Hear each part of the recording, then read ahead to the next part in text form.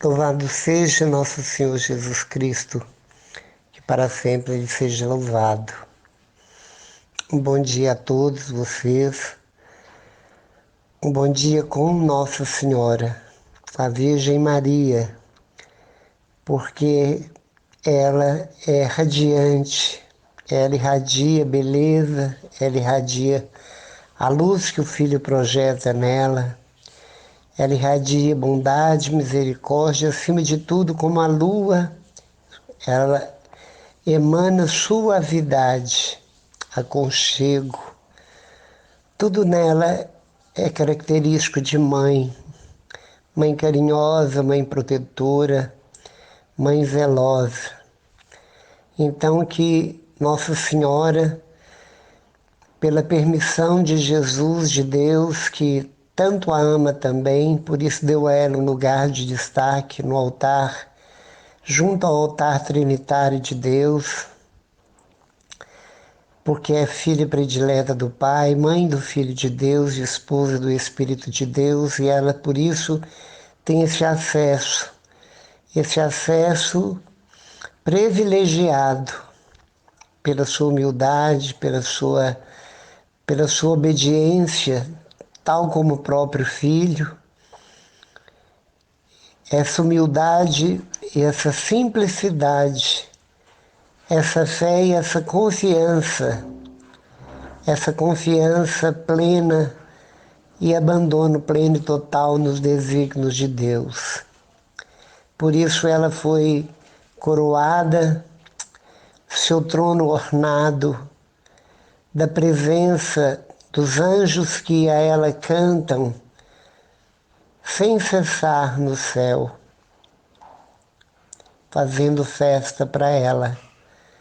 O sim dela continua a trazer as alegrias na igreja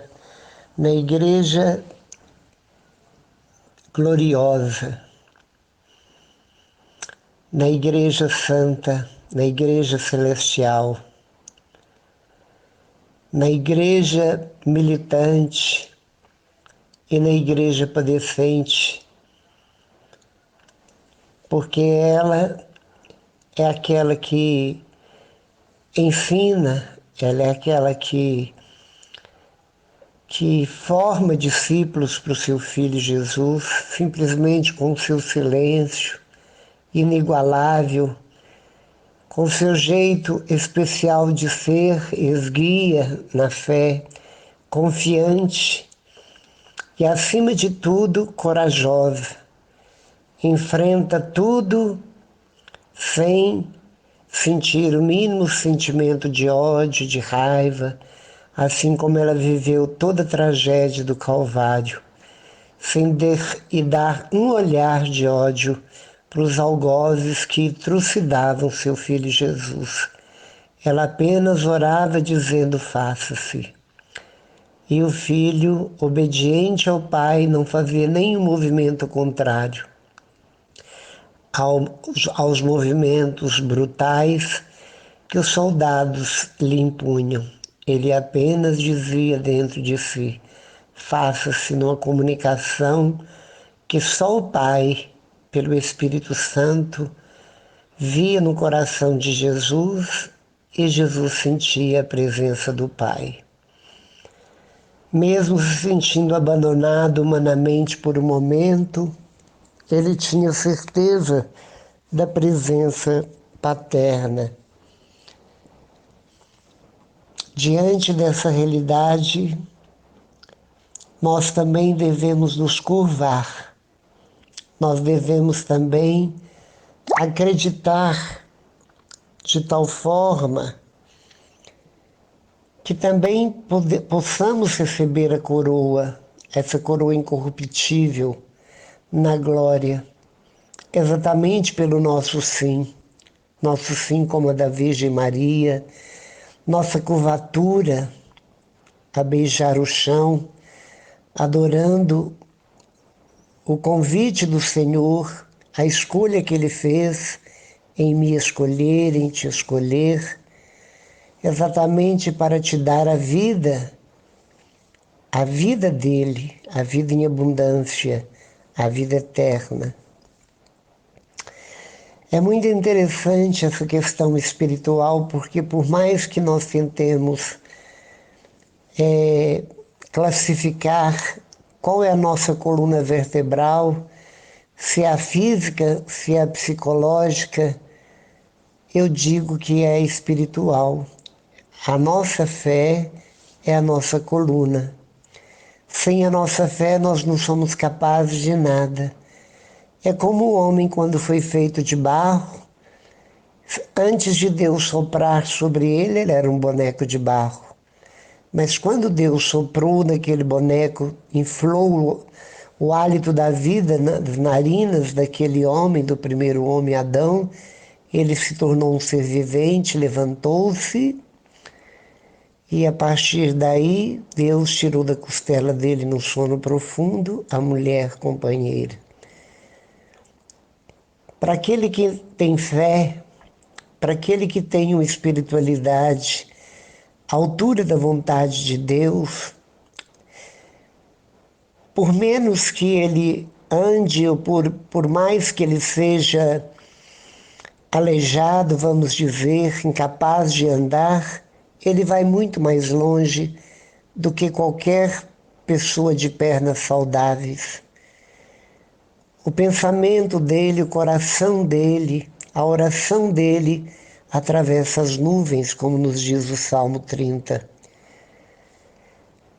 Esta pessoa que possui uma espiritualidade e que tenha fé no Deus verdadeiro, que é o Pai, o Filho e o Espírito Santo, no qual Jesus nos ensinou com tanta satisfação, alegria em nos revelar aquilo que até então mantinha-se velado, oculto, guardado atrás de mistérios que ninguém sabia a não ser Ele. E Ele veio revelar o rosto do Pai, o coração do Pai. Ele veio revelar a bondade e a misericórdia do Pai, tão ao contrário da cúpula judaica e da religião dos judeus. E foi por isso, exatamente por falar essa verdade, revelar algo tão extraordinário, é que mataram-no sem dó e piedade. Porque pela dureza do coração de todos eles, de todo aquele povo, que tinha Moisés como grande patriarca, Abraão e outros, eles tinham como as pedras da tábua da lei, as pedras da lei dos 10 mandamentos, eles tinham um coração tão duro quanto aquelas pedras. Mandamento, mandamento, legalismo, legalismo, e ali o amor não cabia, nunca coube. E Jesus veio mostrar ao contrário, veio mostrar que no lugar de um coração de pedra, onde está registrado mandamentos e mandamentos, tanto os 10 mandamentos quanto os mais de 600 criados por eles, que era cada qual mais duro, impossível de se viver, era um castigo, era uma opressão terrível, os mandamentos que eles criaram. Jesus veio mostrar que Ele é o descanso das ovelhas, dos cansados, dos aflitos. Ele veio mostrar que Ele é manso e humilde, que o jugo dele é suave e que o peso dele é leve. Ele veio dizer que não julga ninguém, que Ele não veio para condenar o mundo, mas que Ele veio para salvar. Ele veio nos dizer que o nome de Deus é Pai, com P maiúsculo. Ele veio contar a parábola que é o coração da Bíblia, que é o capítulo 15 de Lucas, a parábola do filho pródigo. E nas 3 parábolas que ele conta neste capítulo, ele vem falar da grandeza de Deus, da grandeza do amor de Deus por nós.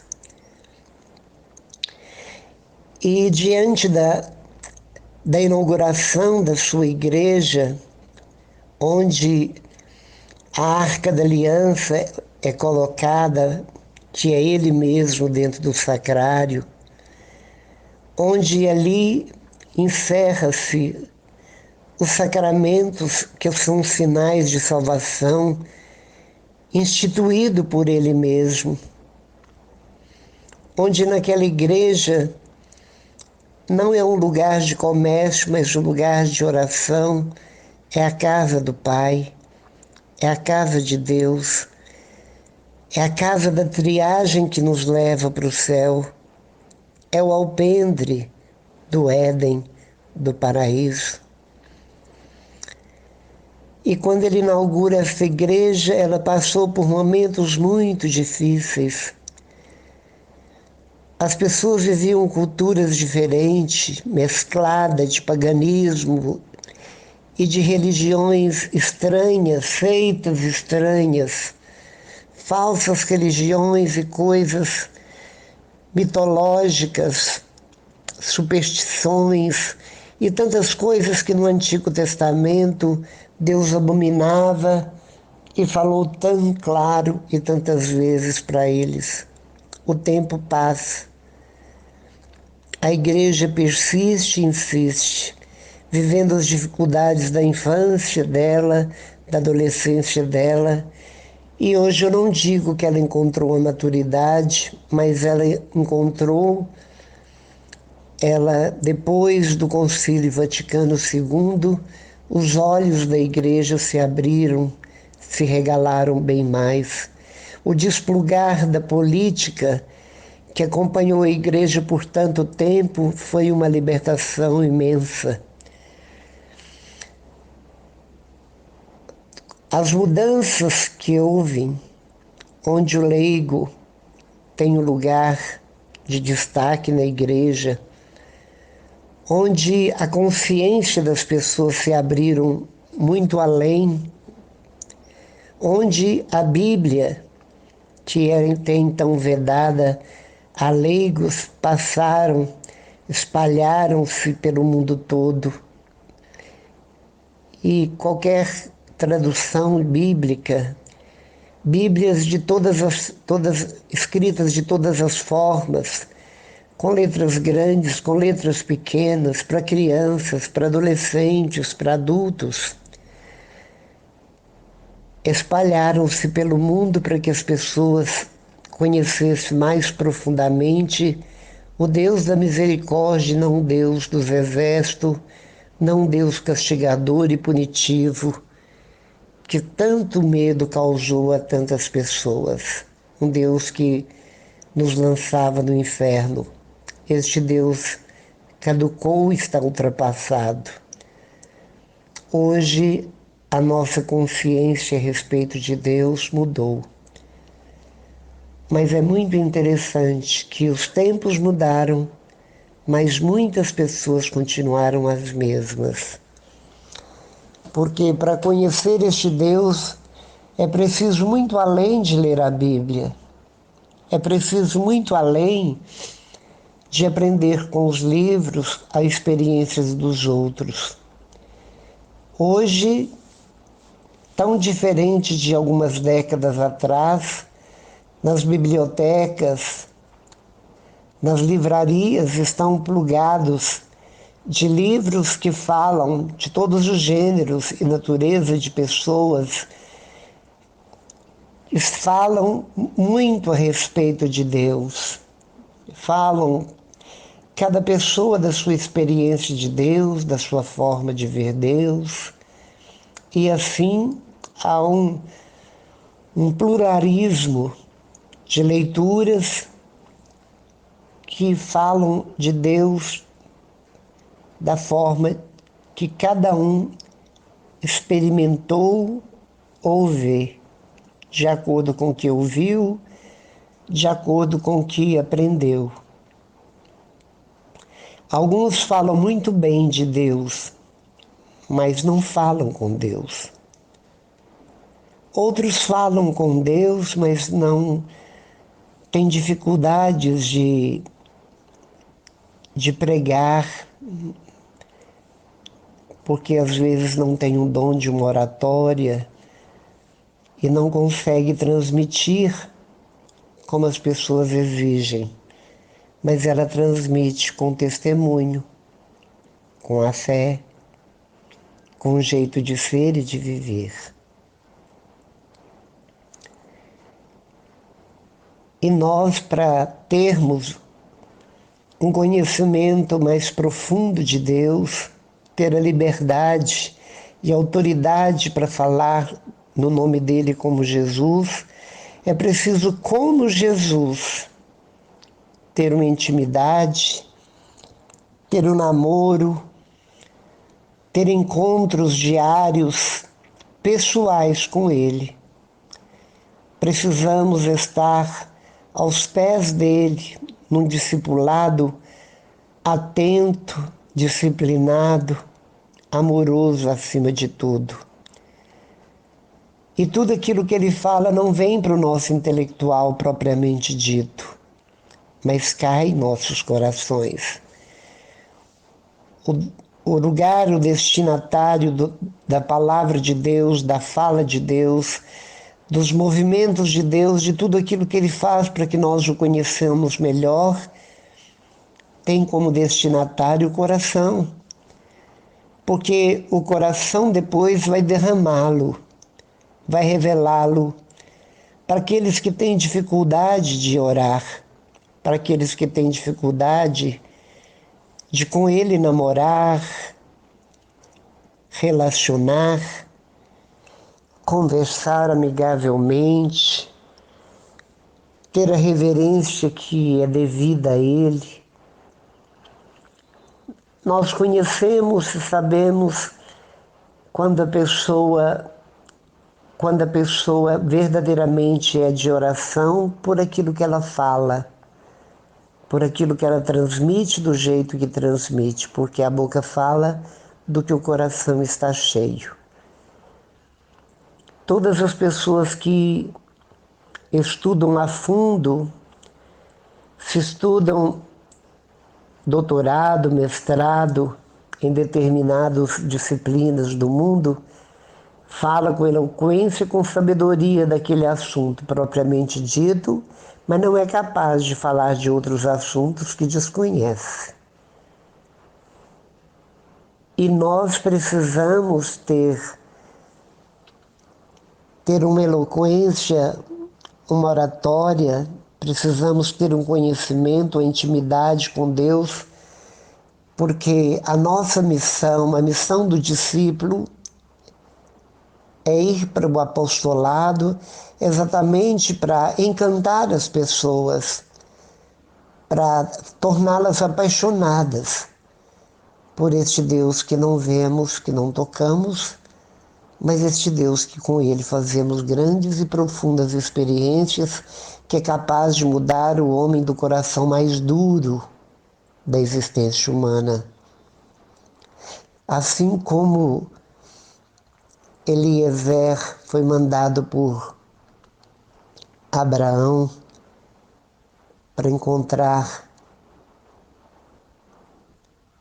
uma noiva dentro da parentela para o seu filho Isaque, Abraão enviou Eliezer, que chegando na casa da parentela falou exatamente qual era o objetivo, falou de Abraão, eles lembraram, sentiram-se honrados porque sabia que era um homem temente a Deus.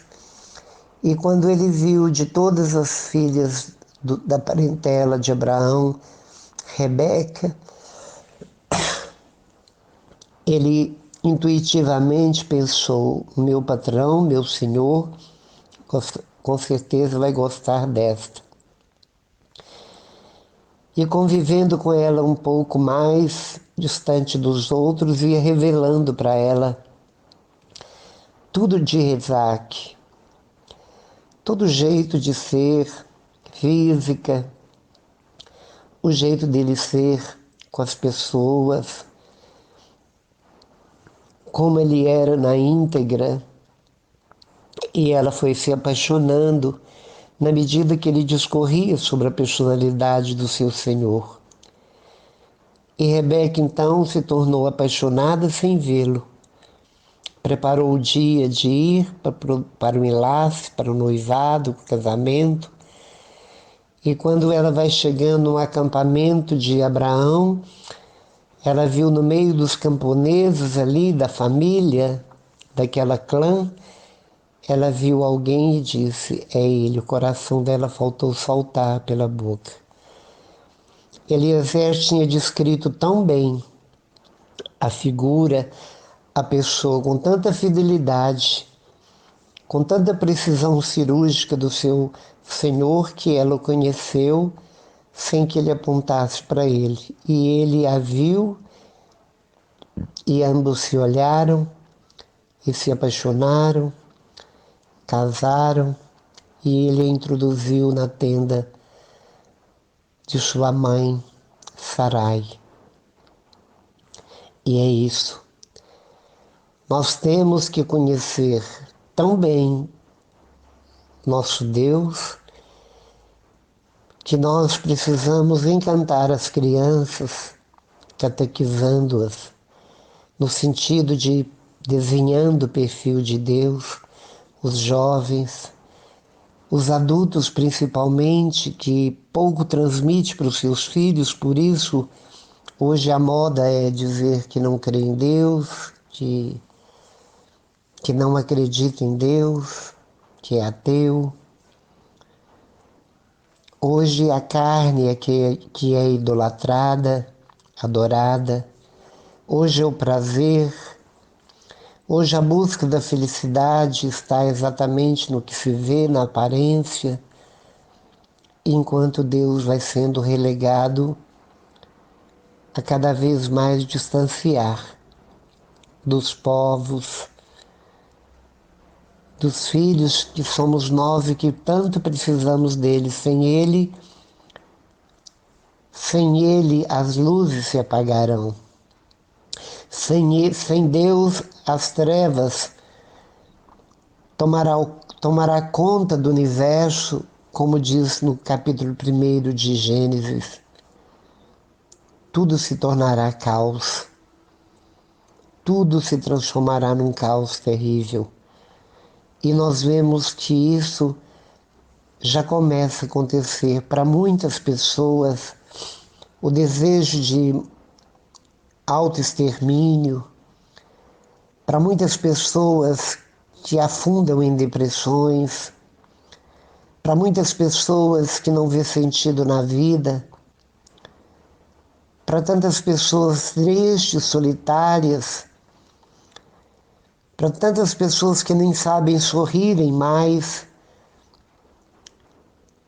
é porque as trevas já começam a cobrir suas almas. Porque deixamos Deus de lado. Hoje a igreja não tem mais a vitalidade de ontem.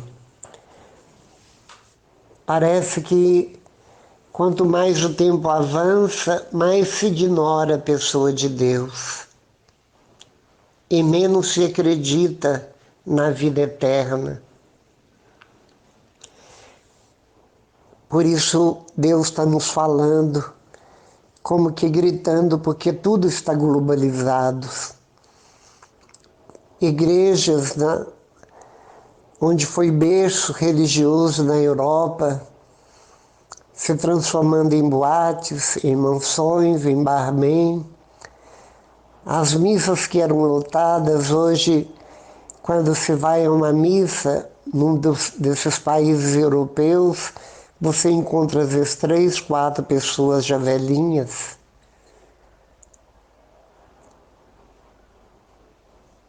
É tão triste ver isso, ouvir isso e perceber isso. Porque a vida sem Deus simplesmente é uma escuridão onde nada vemos. É uma escuridão e, além da escuridão, um sufocamento total, porque Deus é o oxigênio da vida, é o ar que respiramos. Deus é a alegria das cores que nos mostra a beleza da criatura, da criação. E sem Deus tudo se transforma em morte, as pessoas anseiam pela morte, ou têm um medo terrível da morte porque não acreditam na salvação eterna e na vida eterna. Por isso, meu irmão, volte para a casa paterna como filho pródigo. Saiamos do chiqueiro em que nós estamos posicionados. Saiamos do chiqueiro mal cheiroso, saiamos da indignidade que nós vivemos e muitas vezes achamos e julgamos que estamos vivendo uma vida digna exatamente por causa das aparências das casas que moramos, dos carros que andamos, mas com toda sinceridade, absolutamente, nada disso tem valor algum. Só tem valor se Deus estiver conosco e junto conosco. Caso contrário, tudo isso não passa de miragem. São coisas que ficarão e nós iremos. São coisas que envelhecerão como nós envelheceremos. E um dia tudo aquilo que julgamos ter conseguido com muita alegria e entusiasmo perderá completamente o sabor, porque as ilusões passam. As nossas vaidades passarão, o cansaço chegará, a velhice chegará caso não morramos antes. E se nós não buscarmos Deus o quanto antes, morreremos precocemente. Morreremos de tristeza, morreremos de solidão, morreremos, porque sem Deus a vida é morte, a vida é caos total. Por isso, Pai Santo, nós te pedimos misericórdia. Misericórdia para toda a humanidade perdida, que andam a esmo, uns para um lado, outros para outros, todos indiferentes uns aos outros. Não se cumprimentam, não se sorriem, não se acolhem, muito pelo contrário. O medo tomou conta das pessoas que têm medo. Nós temos medo das pessoas e as pessoas medo de nós. Está tudo tão estranho que buscamos enchermos o máximo que podemos o vazio existencial dentro de nós, mas jamais conseguiremos, porque só o Senhor cabe dentro de nós. Tudo que jogamos dentro de nós vaza. Continuaremos no vazio. Por isso te pedimos, Senhor. Eu sei que tudo que está acontecendo neste século, nestes tempos tão difíceis, é uma linguagem divina falando-nos de uma forma dolorosa, porque nós não sabemos ouvir de outra forma.